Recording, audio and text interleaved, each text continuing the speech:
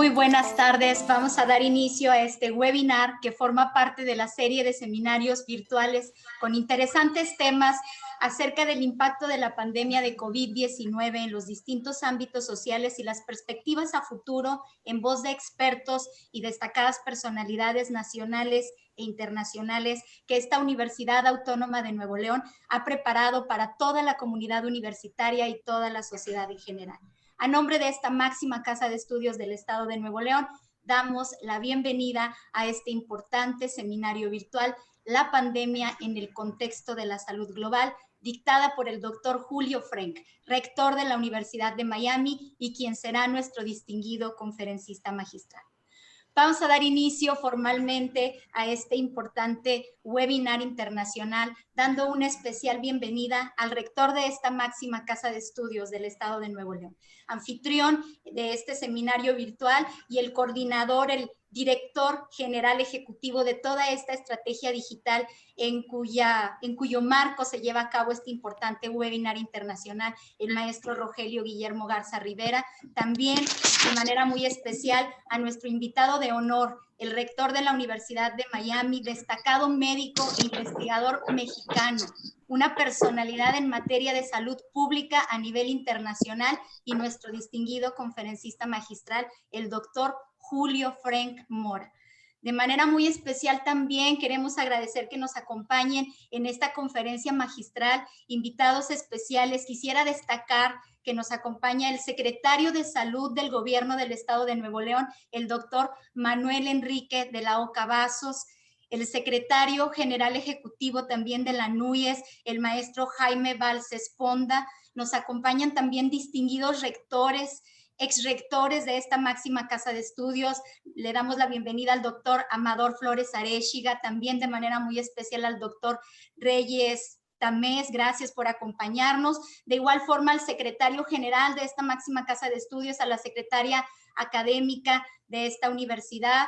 Agradecemos también, nos acompaña en esta especial transmisión el director de la representación de México y Centroamérica de la Universidad de Miami, el doctor Gabriel García y Pérez, así como del director general del Instituto Nacional de Rehabilitación de México, el doctor Clemente Ibarra Ponce de León. Muchas gracias también por acompañarnos al doctor Octavio Gómez Dantes, investigador del Instituto Nacional de Salud Pública de México, y al doctor Javier Dávila Torres, miembro del Comité Técnico de Conocimiento e Innovación de la Secretaría de Relaciones Exteriores de nuestro país. Bienvenidos, gracias a todos por acompañarnos en esta especial transmisión.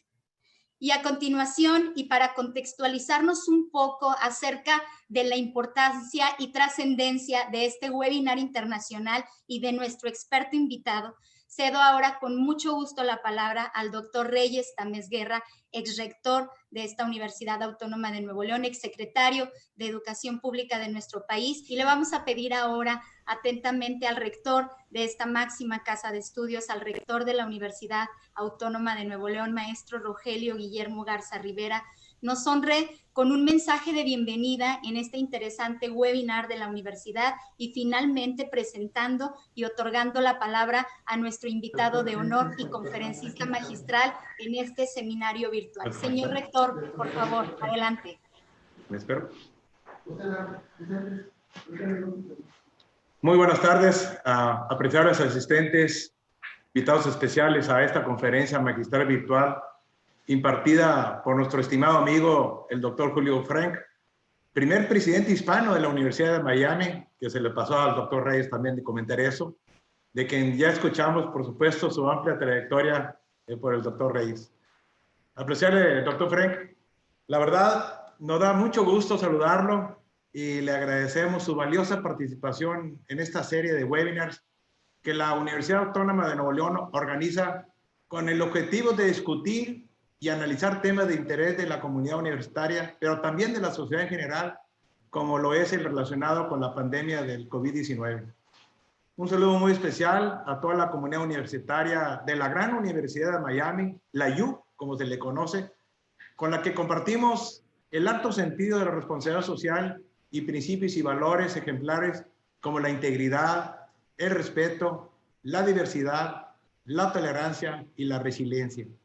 Asimismo, nos hermana nuestro excelente programa de medicina y el compromiso de promover la salud de la comunidad, para lo que contamos con nuestro emblemático hospital universitario, Dr. José Eleuterio González, único en su tipo en México como hospital escuela, en el que se atienden diariamente miles de pacientes, la mayoría de bajos recursos. En especial, actualmente es destacable la extraordinaria labor que se ha realizado ante la pandemia de COVID-19 con médicos, enfermeras, técnicos y todo el personal de apoyo para diagnosticar, internar y atender adecuadamente a pacientes afectados por este virus. Este enfoque humanista de nuestro hospital universitario distingue a los grandes médicos, como es el caso de nuestro apreciado doctor Frank. Como lo comentó el doctor Reyes, un gran ser humano, un hombre comprometido con la excelencia en todos los aspectos de su vida, que se ha dedicado a servir a los demás a través de la educación, la investigación, el servicio público, la cooperación internacional y de manera especial en la salud. Reconocido como uno de los más destacados médicos y especialistas mexicanos en salud pública. Por ello, es un verdadero honor contar con la presencia del doctor Frank, que sin duda nos ayudará a comprender de manera más clara el impacto de la pandemia en la salud personal y en la comunidad, así como las perspectivas de su evolución en el contexto mundial. En el marco de nuestra responsabilidad social y nuestra visión humanista, damos la más cordial bienvenida al doctor Julio Frank para escuchar con atención su conferencia magistral, La pandemia en el contexto de la salud global. Y si es tan amable, doctor, y de antemano, muchas gracias. Adelante. Muchas gracias, señor rector. Le agradezco muchísimo sus amables palabras de presentación. Para mí realmente es un honor estar de regreso en la Universidad Autónoma de Nuevo León, que es una institución con la que he tenido múltiples ocasiones de interactuar durante mi carrera y por la cual tengo la máxima admiración. Además del rector Rogelio Garza Rivera, quiero saludar con especial afecto a mi muy buen amigo Reyes Tamés, excompañeros de gabinete, quien primero me contactó para plantear la posibilidad de esta conferencia. Le agradezco mucho a él y saludo con mucho afecto a todos los invitados especiales, de manera muy especial, desde luego, al señor secretario de Salud en el Estado, el doctor Manuel Enrique de la O. Cavazos, y un agradecimiento especial a mi colaborador y amigo, el doctor Gabriel García Pérez, que también tuvo una participación importante para poder establecer esta vinculación el día de hoy. Quisiera abordar en esta conferencia los aspectos de la pandemia que tienen que ver con la salud global. Y quiero comentar de entrada que lo que voy a presentar está basado en un artículo que es así una serie de artículos que yo he estado publicando en torno a la pandemia. Lo publiqué junto con mi colega, el doctor Octavio Gómez Dantes, del Instituto Nacional de Salud Pública, y aparece en el número del mes de julio de la revista Nexos. Y menciono esto porque yo voy a hacer un resumen muy general, pero cualquier asistente o escucha de esta conferencia que tenga alguna duda, desde luego ahí está el texto, como digo, en el número de julio de la revista Nexos que está circulando actualmente.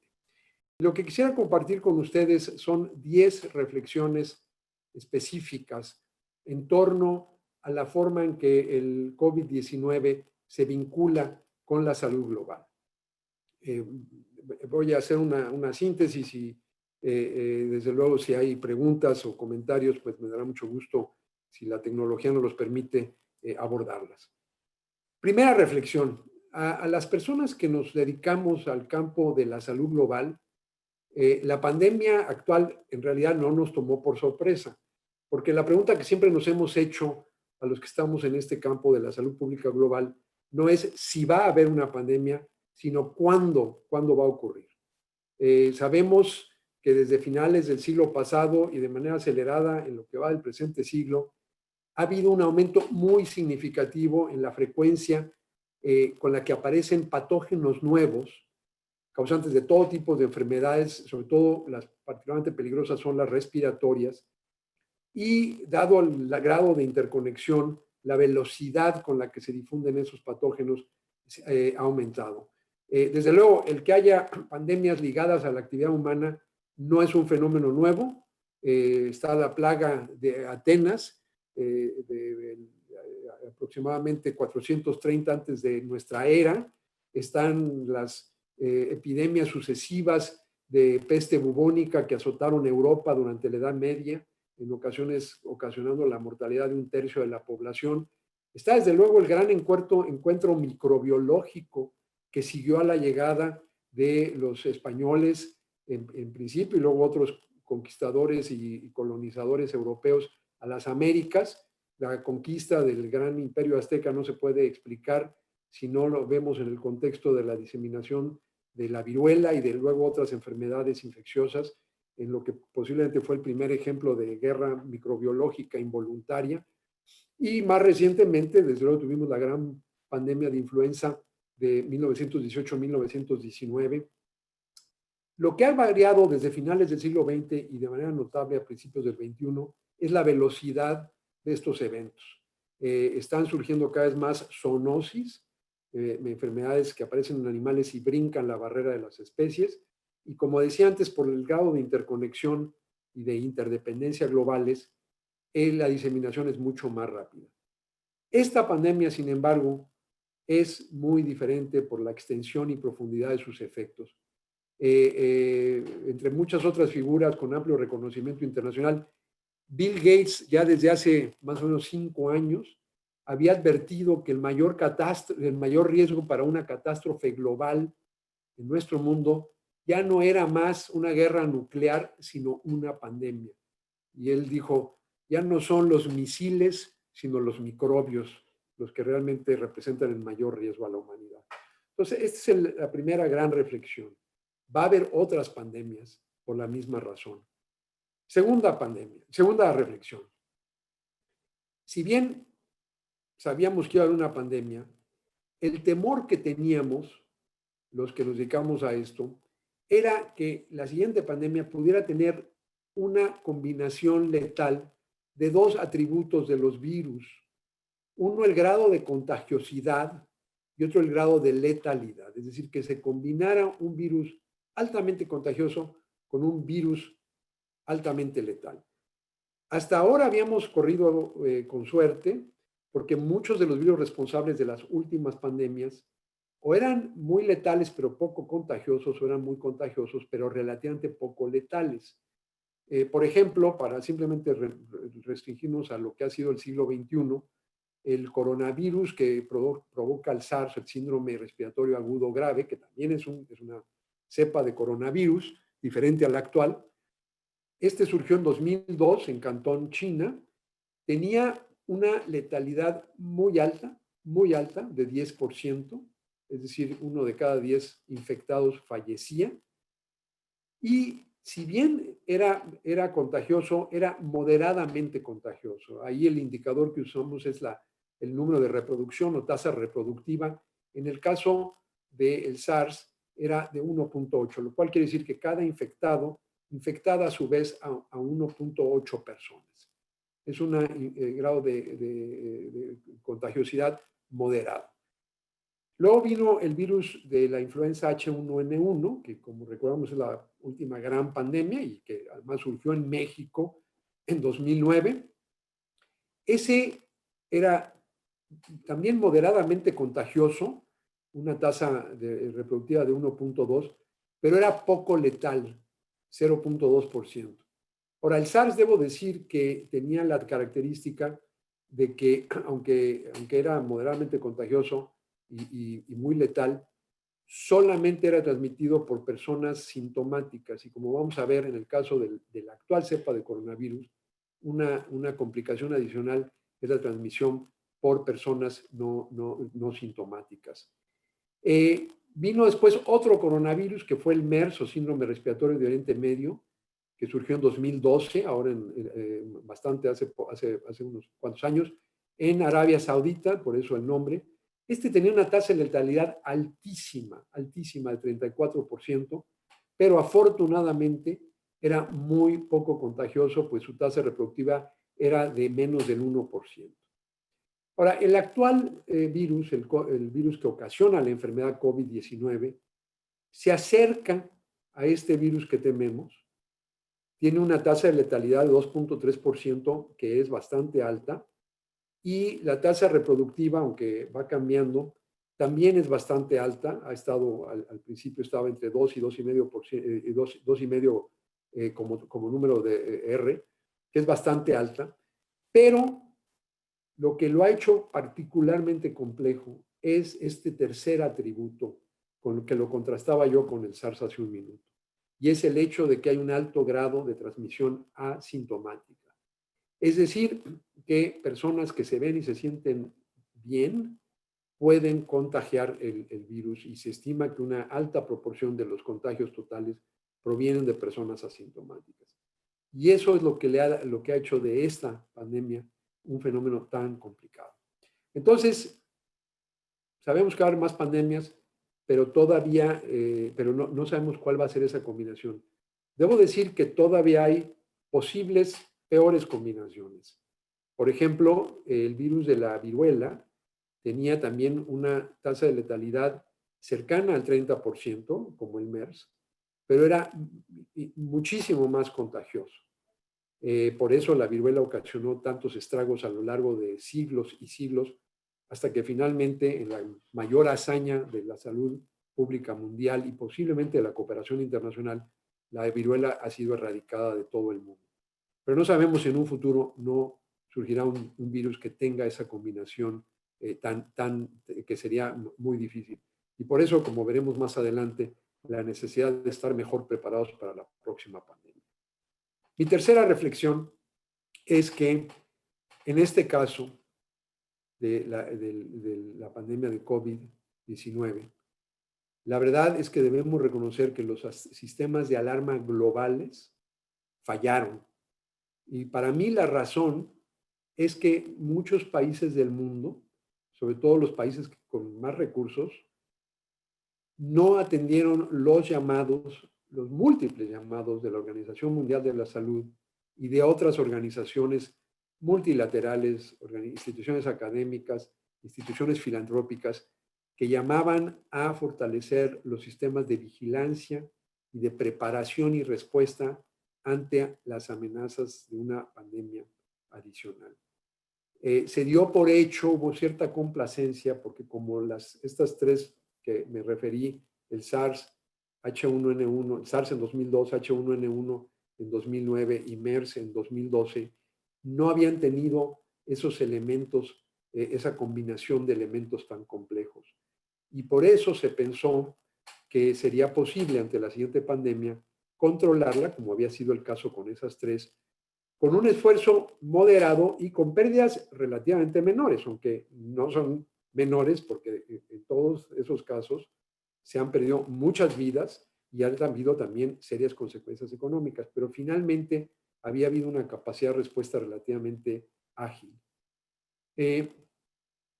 Hubo esa complacencia y hay que reconocer que los sistemas fallaron. Yo lo que espero es que las consecuencias de esta pandemia, tanto en materia de vidas perdidas como en materia de desastre económico para el mundo en su conjunto, nos hayan enseñado una lección de que no podemos ser complacientes.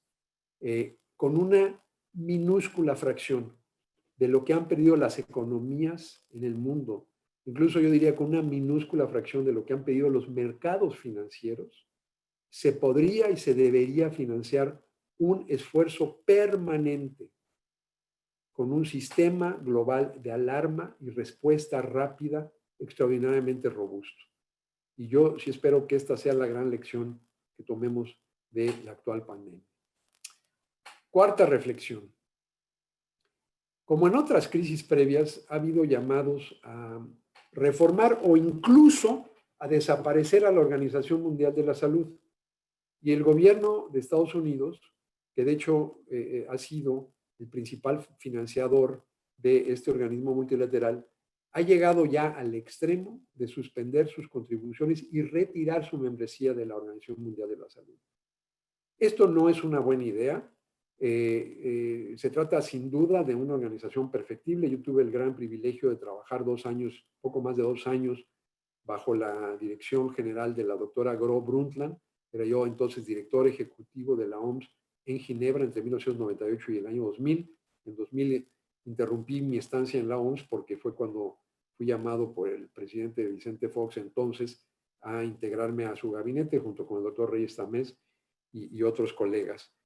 Pero esos 2 años y medio me enseñaron que si bien la OMS es un organismo susceptible de reformarse y mejorarse, es un organismo absolutamente indispensable y desempeña una de las funciones más importantes de la seguridad global. No es solamente un tema de salud pública global, es un tema de seguridad global y de seguridad nacional. De manera que atacar a la OMS en medio de una crisis como la actual me parece una pésima idea, solo explicable por un interés político de buscar un chivo expiatorio al cual echarle la culpa. La OMS es el único organismo que tiene presencia en los 195 países miembros, estados soberanos. Es el único que recibe datos, es el único que puede concertar la cooperación internacional que se requiere para una acción coordinada a nivel global y es el único que puede montar una respuesta rápida. Yo soy el primero y he escrito sobre el tema en proponer reformas profundas, pero este es el momento de apoyar decididamente a la OMS y luego sí emprender una agenda de reformas muy importantes. Quinta reflexión. Esta pandemia también ha puesto en duda, como lo señaló el expresidente Barack Obama en un discurso de ceremonia de graduación virtual que dio ahora en junio.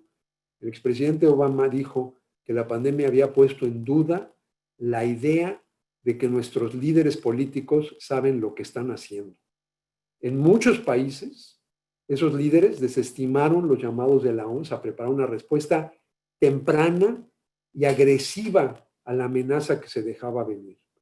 La respuesta fue particularmente tardía en países que tienen gobiernos populistas, como fue el caso de Rusia, de Turquía, de Italia, de la Gran Bretaña, que no es un gobierno populista, pero el primer ministro tiene muchos atributos de los políticos populistas. Desde luego aquí en el continente americano, el caso de Estados Unidos, el caso de Brasil y tristemente el caso de nuestro propio país, México. Y esto obedece a un elemento común de los líderes populistas, que es desestimar, de hecho muchas veces menospreciar los puntos de vista de los expertos, considera a los expertos partes de la élite. Los líderes populistas típicamente plantean que ellos tienen fuentes propias de sabiduría por su contacto con el pueblo y tienden a desechar a la voz de los expertos. Otra característica es que no invierten en ciencia porque la ciencia implica un ejercicio de análisis crítico, de pensamiento crítico independiente, que no es muy bienvenido por este tipo de líderes. El hecho es que no estoy diciendo que haya una relación de causa y efecto, pero estoy diciendo que si uno ve a nivel mundial los países que peor respuesta han tenido, en muchos de ellos hay esta característica de tener gobiernos populistas. Hay países sin gobiernos populistas que tampoco han tenido una buena respuesta, pero lo interesante es que no hay un solo país de los que han tenido buena respuesta que tenga un gobierno populista. En cambio, lo que sí vemos es otra coincidencia interesante, que es que entre los países que tuvieron la mejor respuesta hay una sobrerepresentación de países cuyos líderes al más alto nivel, presidentes o primeros ministros, son mujeres. Es el caso de Taiwán, es el caso, por supuesto, de Alemania, es el caso ejemplar de Nueva Zelanda, es el caso de Noruega, es el caso de muchos otros países que tienen líderes mujeres, Dinamarca y otros, no me voy a extender en esto. Entonces yo también espero que una de las consecuencias políticas positivas de esta pandemia es que sin duda las mujeres están listas para dirigir los destinos de los países en todo el mundo y que interesantemente son las que han tenido el mejor desempeño en el control de la pandemia. Y espero también que la lección sea que el populismo es un riesgo para la salud pública nacional y global porque eso es en países con esos tipos de regímenes que hemos visto esta tendencia primero a trivializar, a minimizar la amenaza al principio, cuando finalmente se dio una respuesta ya fue tardía, y luego una tendencia también muy común a no escuchar la voz de los expertos y reactivar la economía, suspender las medidas de mitigación prematuramente, desatendiendo los consejos de médicos y científicos. Estamos pagando un precio muy, muy alto las sociedades por la desconfianza que los líderes populistas tienen en la ciencia y en la opinión de los expertos. Sexta reflexión. En contraste, sí ha habido países, como lo señalé hace un minuto, que han respondido de manera muy pronta y muy efectiva, y señalé algunos de ellos con líderes mujeres. Está el caso de Corea del Sur, que no es el caso, o Grecia, también, otros también ha habido hombres al frente. Hay muchos que han tenido esa respuesta positiva. Entonces, esto nos demuestra que no es que haya habido una situación en que el virus se ha ensañado con algún país en particular, sino que el tipo de liderazgo político es el que ha marcado la gran diferencia en el éxito o el fracaso de la respuesta ante la pandemia. La otra lección que aprendemos es mi siguiente reflexión, mi séptima reflexión, porque la pandemia ha dado lugar a una acalorada discusión sobre si se debe privilegiar la salud o la economía. Y creo que mi reflexión aquí es que este es un falso dilema. Los dos objetivos, reactivar la economía y salvar vidas, o proteger la salud pública, se refuerzan mutuamente. Evidentemente, cuando no hubo más remedio que imponer medidas de confinamiento masivo, eso se debió a esas características del virus, muy contagioso, con mucha gente asintomática, y se debió también a la respuesta tardía de muchas sociedades.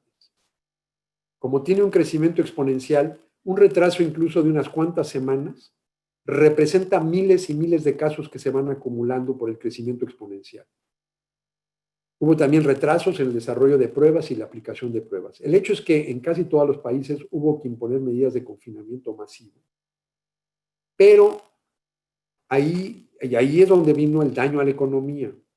Sin embargo, lo que estamos viendo es que los países que entendieron que los dos objetivos, reactivar la economía y seguir protegiendo la salud pública, se refuerza, son los que lo han hecho mejor. Esos países lograron imponer el confinamiento, pagaron un precio económico, pero no reabrieron hasta que las condiciones no eran seguras. Y todos esos países han tenido una reapertura, sí con algunos retrocesos, pero en general exitosa. Vemos que China ya está creciendo, vemos países como Grecia, que ya se abrió al turismo, una fuente fundamental. Hay una reactivación económica. Los países que no tuvieron la paciencia, una vez que ya habían pagado un alto precio económico, de continuar las medidas hasta que los expertos decían que era seguro reabrir, han reabierto prematuramente, han tenido un resurgimiento de casos, y ahora eso también está afectando a la economía, porque han tenido o que echar marcha atrás, o evidentemente si hay muchísima gente enferma, eso en sí daña a la economía, o aún si ya se reabrió o ya se levantaron las medidas de confinamiento, la gente no sale, no consume, de manera que aquellos que hicieron una reapertura prematura están pagando un precio muy alto en casos y muertes, pero ni siquiera están beneficiándose del sacrificio inicial que se hizo. Fue el caso de México, es el caso de México, es el caso de Estados Unidos, yo lo vivo muy de cerca en la ciudad de Miami, donde ahora radico, y aquí hay una gran lección para futuros y para lo que va a seguir, porque la pandemia no se ha terminado. Tenemos que entender que esos dos objetivos van de la mano, la reapertura, la reactivación de la economía y la protección de la salud pública, y hay que cuidar las dos simultáneamente. Si se hace bien, se refuerzan mutuamente. Octava reflexión, hay que reconocer que en todos los países del mundo la pandemia del COVID-19 está afectando de manera desproporcionada a los grupos más vulnerables y con menores recursos. Y esto se refleja tanto en los niveles de contagio como en las tasas de mortalidad. Por ejemplo, bueno, hay muchos ejemplos, los menciono ahí en el artículo en Nexos. En el Reino Unido, la mortalidad por coronavirus es 2 veces mayor en las áreas pobres que en las zonas de mayores ingresos. Un estudio en el estado de Michigan muestra, y ahora se ha repetido en muchos otros estados, los afroamericanos, que representan el 13% de la población total en Estados Unidos, concentran el 35% de los contagios. Ha sido también el caso en España y es el caso en México. Aquí vemos que obviamente uno de los determinantes de contagio es el hacinamiento, que es mucho más prevalente en familias pobres. Y sobre todo lo que vemos es que las medidas de confinamiento son muy difíciles para las personas pobres que viven día a día. De manera que es muy importante que empecemos desde ya a hacer intervenciones que incidan sobre los determinantes estructurales de la desigualdad y que se introduzcan las políticas públicas necesarias para mejorar el acceso de la gente más desfavorecida a los servicios de salud de alta calidad. También en los países que no lo han hecho es urgente adoptar medidas de política pública para apoyar económicamente a las familias más vulnerables, las familias que viven día a día o las familias que tenían un empleo pero que lo perdieron. Aquí, si es necesario el endeudamiento, creo que es necesario incurrir en ello porque mientras más pronto podamos apoyar a esas familias para que recuperen sus fuentes de ingreso, vamos también a estar apoyando su salud, porque la pérdida del empleo es también una causa de daños a la salud. Entonces, creo que todavía en lo que nos falta de que viene hacia adelante, será necesario introducir medidas de política pública, tanto de salud, pero también de medidas de apoyo económico para las familias más vulnerables y hacerlo en una forma que estimule la reactivación económica. Novena reflexión es que entre los aspectos positivos de esta pandemia, uno que destaca y brilla es el altísimo nivel de cooperación científica que se ha dado a nivel mundial. Yo, francamente, en toda mi vida profesional no he visto este nivel de cooperación de científicos en las instituciones académicas, en el gobierno, en el sector privado, trabajando arduamente para desarrollar pruebas diagnósticas, para desarrollar tratamientos eficaces y para desarrollar eventualmente una vacuna. Me da mucho orgullo saber que hay grupos de investigadores de México que están participando en este esfuerzo internacional y sé que en la Universidad Autónoma de Nuevo León hay justamente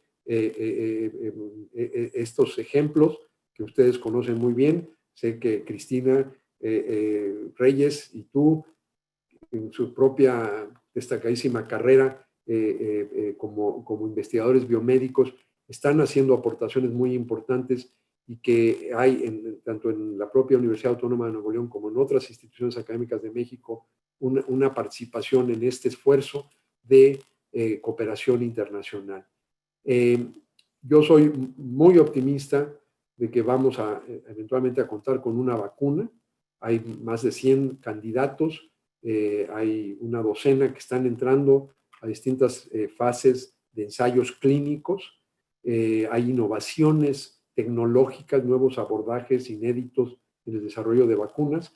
Sé también que además de la vacuna hay esfuerzos muy importantes en terapias eficaces y por cierto hay que entender, tenemos enfermedades como el VIH-Sida, que es todavía una pandemia en curso, donde aunque no tenemos una vacuna, se han desarrollado tratamientos eficaces que nos permiten controlar la enfermedad. Entonces también hay que insistir en el desarrollo de terapias, en este caso, como sé que se está haciendo allá en la Universidad Autónoma de Nuevo León.